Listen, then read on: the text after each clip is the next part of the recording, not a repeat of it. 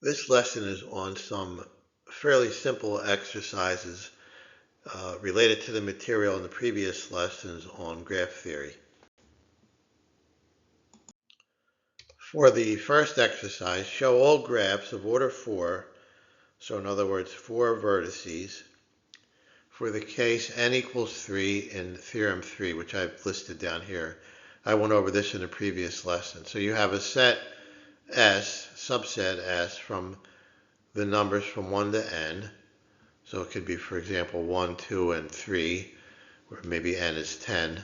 That would be a subset with the largest element n. So if n was 10, just going back to our example, your subset would have to have 10 as one of its elements. So you could have a subset 1, 2, and 10, or 3, 4, and 10. But you always have to have 10 in your subset. And the theorem says there exists a graph G of order n plus 1 such that the degrees of the vertices, in other words, the edges coming off of the number of edges coming off of the vertices of G, exactly comprise the set S. So in other words, going back to our example 10 again, which let's say we have 1, 2, and 10, we would need to be able to construct a graph whose vertices have degree 1, 2, and another vertex was degree 10. So in our case here, it's fairly simple. We're just given n equals 3, so there aren't that many possible subsets from the numbers 1, 2, and 3. Okay, so if you want to give that a try, go ahead. I'll give you a hint in a second, then I'll give you the solution on the next slide. Okay, so here's the hint. There's only 4 such graphs, and that's because if you take the set 1, 2, and 3, there's only 4 subsets that include the number 3. And I'll show you what the graphs look like on the next slide.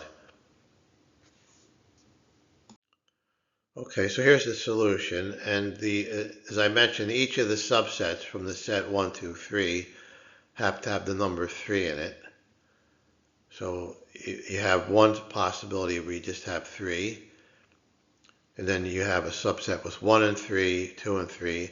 And then you have the whole set itself, which is technically also a subset of the set 1, 2, 3. And so for the first subset, well, the vertices have to have order 3.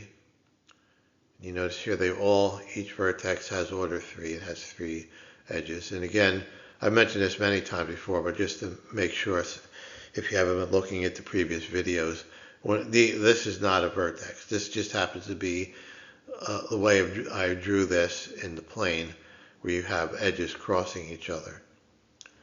Okay, then in this one, we have to have a vertex, or at least one vertex of order 3, and a vertex of order 1. So we have 3 vertices of order 1. That's okay. We can have repeats. And then we have one vertex of order 3, but we have vertices of no other order. That's the key to the solving this. Here we have a vertex of order 2, 2 of them, and then 2 vertex of order 3. So the order of the vertices is either 2 or 3. Then here we have vertices of order 1, this one here, order 2, this vertex, and this vertex, and this one has order 3. So I have another exercise related to our theorem 3. In this case, I'm asking how many graphs are there for the case n equals 5. So I'm not asking you to draw the graphs, but just list the possible cases for n equals 5. Okay, I'll give you a hint on this slide, and then I'll give you the answer on the next slide.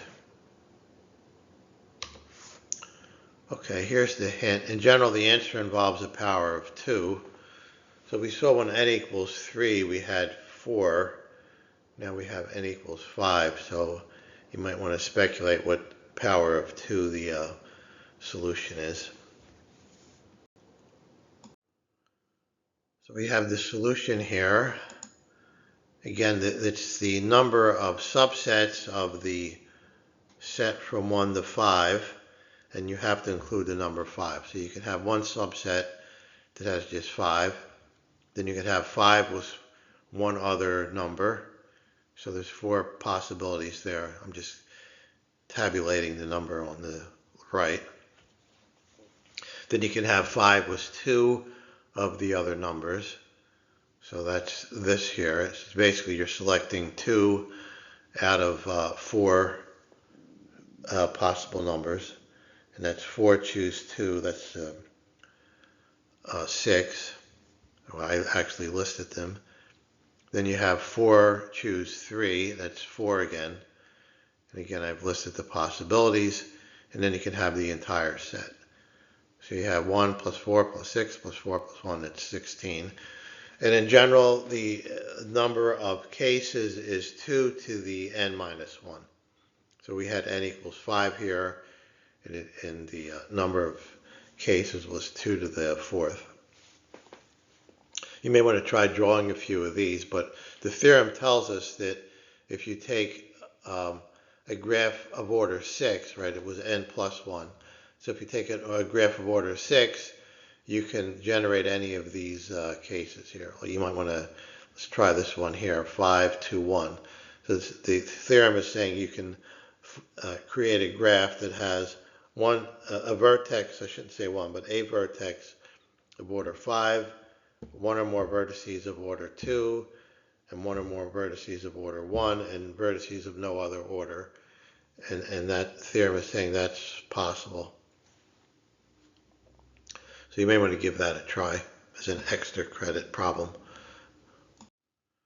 There's a fairly simple exercise here. Draw K4 without any of the edges crossing each other. Then I have a question. Is it possible to draw K5 without crossing any edges? I'll give you a reference here as a hint to the Wikipedia article, Planar Graph. It has a lot more information on this. Remember, K4 is the graph with 4 vertices where you have every possible edge between the different vertices, and K5 is similar, except you have 5 vertices and all the possible edges between them. So I'm going to show you the solution here, but as I say, I think for K equals 4, it's pretty easy. Okay, so here it is. Normally I was drawing this with the 2 vertices here connected, but you have this crossing the other edge, and if you want to do it without any crossing, you just can loop around outside like this, and it turns out that's the last K sub n that you can draw in the plane. Once you get to K5, there's no way of drawing K5 without crisscrossing the edges, at least not in the plane. If you go outside of the plane, that's different, but on the plane, K5, K6, and so on, you're always going to have to cross edges, so it's what's called a non-planar graph, and K4 is a planar graph. Exercise number 4. How many edges are there in C sub n? And how many edges are there in K sub n? So C sub n is the cyclic graph. I'll give you a second to think about it. The first one's easy. The second one takes a little bit of thought.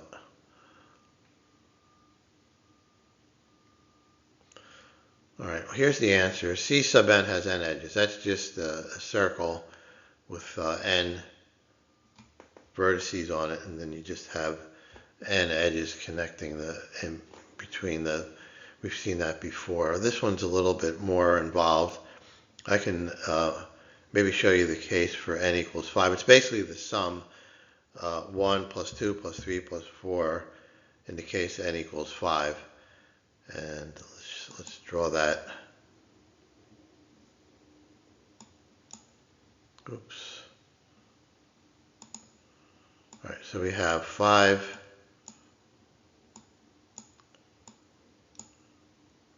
It's kind of a rough drawing. Sorry about that. And then we take one at a time. So we'll go this one here. See, I'm drawing 1, 2, 3, 4. So the first one is 4 edges coming off of that one. And let me use another color, maybe use a dark blue. It's going to look similar. You go to this one here. So we've already counted this edge. So you just have 1,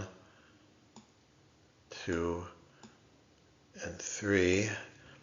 So you went, first one had 4, then 3. Then go to this next one here, going clockwise. So we already counted 2 of the edges. We didn't get this one. I'm getting squiggly here, sorry. And that's 2. And then there's just 1 left here, and you can use a light blue for that. So you're basically adding 4 plus 3 plus 2 plus 1. It's just the sum of the integers, 1 less than your n. And here, in our case, was 5. So it's 1 plus 2 plus 3 plus 4. And that, it's a well-known formula. It's n times n minus 1 over 2. Exercise number 5. Is there a 2 regular graph of order 6 that is not a single cycle? So 2 regular means each vertex has degree 2. There's just 2 edges coming out of each vertex. And order 6 is the total number of vertices in your graph. Okay, I'm going to give you the answer on this slide. I'll give you a hint first. Right, this kind of gives it away, but if you haven't gotten it yet, I'll take a second, then I'll show you. Okay, so here's the answer. It's 2 regular, so you notice each vertex has 2 edges. And it's order 6, so there's 6 vertices. It's not a connected graph, but we didn't say it had to be connected. And it's not a single cycle, it's actually 2 cycles. Exercise number 6 has 2 parts. Draw a 4 regular graph of order 6, and then draw a 3 regular graph of order 10. If you want to give it a try, pause it here, and I'll come back in a second and show you the solution on this slide. Okay, here's a solution to the first part. So you notice we have 6 vertices, and each one is order 4.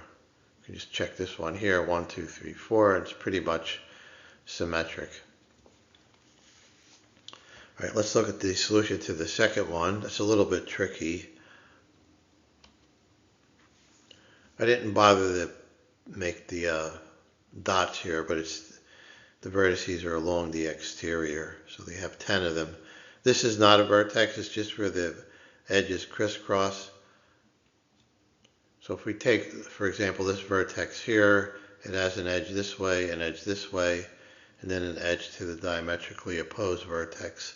And that's symmetric all the way around. So each vertex has order 3, which means the graph is 3 regular, and there's 10 vertices along the edge here. Exercise number 7. Prove that if a tree T is of order n, in other words, n vertices, and size m, that means m edges, then the sum of the degrees of the vertices of T is 2n minus 2. If you want to try this, I'll pause now. First I'll give you a hint, and then I'll give you the proof. Okay, here's the hint. We can make use of 2 theorems that we've seen in the past. This one we saw very early on in one of my first lessons on graph theory. If G is a simple graph of order n and size m, like we have here, with vertices v1, v2 up to v sub n, then the sum of the degrees of the vertices equals 2 times the number of edges. And then we have a second theorem. If a tree T has n vertices, keyword here is tree, then it has n minus 1 edges. So if we put these 2 together, we should be able to get this result here. Okay, so if you want to pause here and give it a try, go ahead. I'll come back in a second and put this together to give us our proof. Okay, so here's the proof. Since T is a tree, right, we're told it's a tree of order n, it has n minus 1 edges. That's from this theorem here. By the first theorem above, this one here, the sum of the degrees of T is 2 times n minus 1, in other words, the number of edges. And then when you multiply this out, you get 2n minus 2, which is what we wanted. Exercise number 8 is to determine whether or not graph G and H are isomorphic.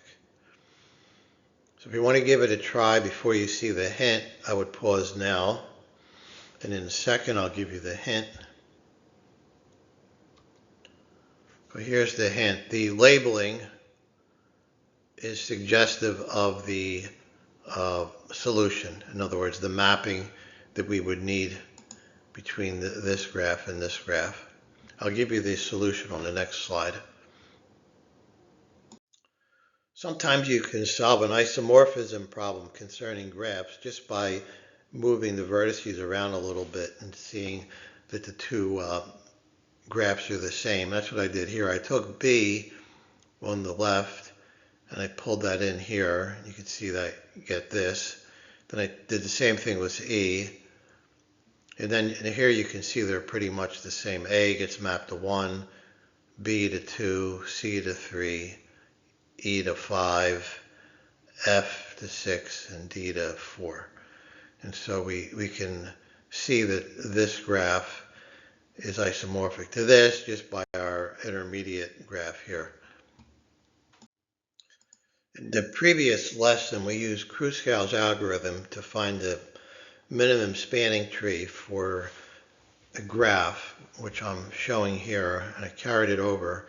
And if you recall from the previous lesson, I said there was more than one way of solving the problem. In other words, you could get more than one minimum spanning tree. So what we have here is the fourth step that we used in the previous video. I'm asking you to choose edge ED rather than EG, which we chose EG in the previous lesson, but I'm asking you to choose ED here and then complete the algorithm. So you already have it partially completed, the heavy dashed lines here. And the next step would be to select ED, this one here, and then you have a couple more steps to finish it off. And I'll show you that on the next slide. Let's finish this off. Actually, we only need to add one more edge beyond the ED that I mentioned. So this is where we left off on the previous slide, the graph on the left. And the instruction was to add ED. And we need to check that this doesn't add any cycles. And you can see that if you just look at vertex E, you notice you have one path coming out here, another path coming out here, and a third path, E, D, and F. So you sort of have three branches coming out of the one vertex, but none of them together form a cycle. And the last step is to add one more edge to complete the minimum spanning tree. If you recall, this minimum spanning tree is one less edge than the number of vertices. We have 7 vertices, and we need 6 edges to have a minimum spanning tree of minimum weight, and we only have 5 here. So we can't add this edge EF or DC. They're both of weight 2, and that would be the logical thing to look at next, but they add cycles to the minimum spanning tree. So then we look at FA, and that again is a problem because it'll introduce a cycle. I'll leave it to you to check that the 3 that I mentioned here introduce cycles. So we need to go to the next weight up, and that's 4. We have a couple of choices here, and I'll pick GB. That does not add a cycle to our minimum spanning tree, and then now we have 6 edges, and we do in fact have a minimum spanning tree for our graph. And you can see that there's no cycles again by looking at E. There's one branch coming out this way, EGB, and then there's another branch EDF, and then this third branch here, E, C, A. So you kind of have, again, three branches coming out of one vertex, and collectively, there's no cycle out of those.